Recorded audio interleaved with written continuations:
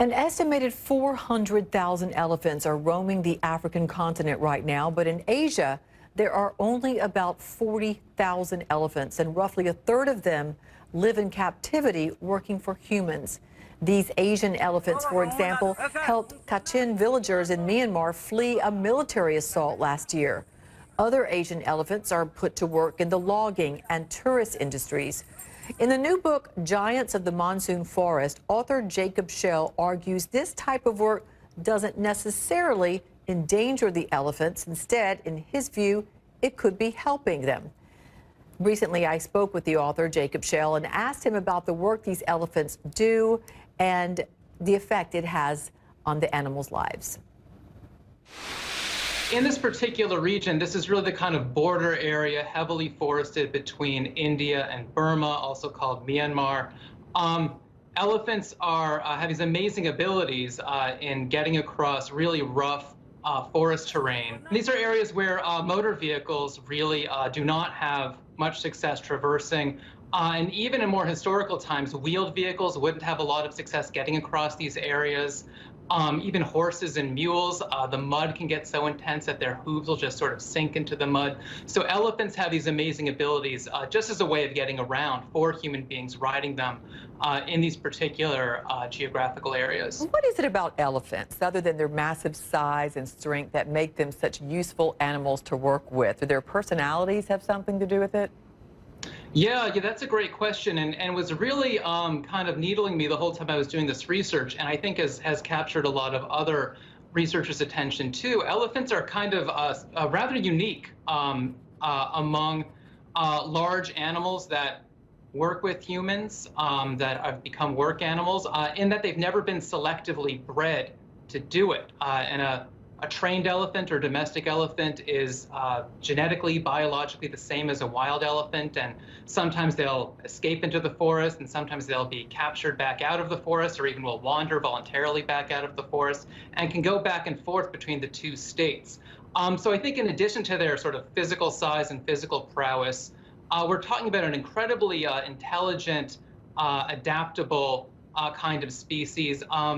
This isn't really something that I was able to prove, but I really got a sense it's something about having the trunk and the sensitivity of the trunk and the ability to wield parts and tools with their trunk.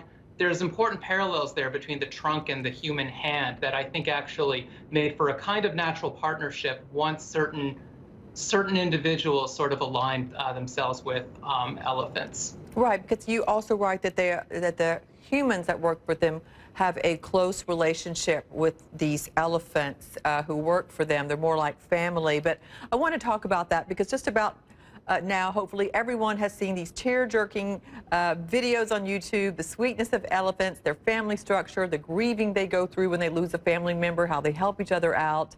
And you write that when a young elephant is recruited to work, it's excruciating because that elephant is taken from the family. So are you advocating this work relationship? Is this wholly good for the elephant? Yeah, that's a great question. So you have some work elephants who are actually born in captivity, and so they don't have to go through that same kind of, as you said, grueling process. Some elephants are captured directly out of the wild. And in some of the more kind of outlying, remote, somewhat sort of hill tribe areas that I was doing this research in, the training period in the early years can be pretty hard to learn about. I actually tried to sort of keep watching directly somewhat at arm's length. With that said, in some of the more kind of government-controlled areas, especially in Burma, the way in which training tends to happen tends to be structured more around positive reinforcement. So there's actually quite a lot of possibility for getting a more kind of humane training system in place for elephants that are, if not born in captivity, then certainly raised in captivity. As for whether I'm advocating this kind of thing, the book is intended as a work of scholarship. I try my best throughout most of the book to be objective and to report upon these human communities, which are oftentimes very overlooked, and their unique relationship with the elephants. But towards the last several chapters of the book, I do begin to sort of suggest that there's a lot of things that these human communities are doing, which if we want to save the Asian elephant species and we want to save the forest land upon which that species is dependent, we actually have a lot to learn from these human groups. And so in that sense, there is an element of advocacy in the book. Jacob Schell, the name of your book, Giants of the Monsoon Forest. Thank you for sharing it with us. Okay, thank you.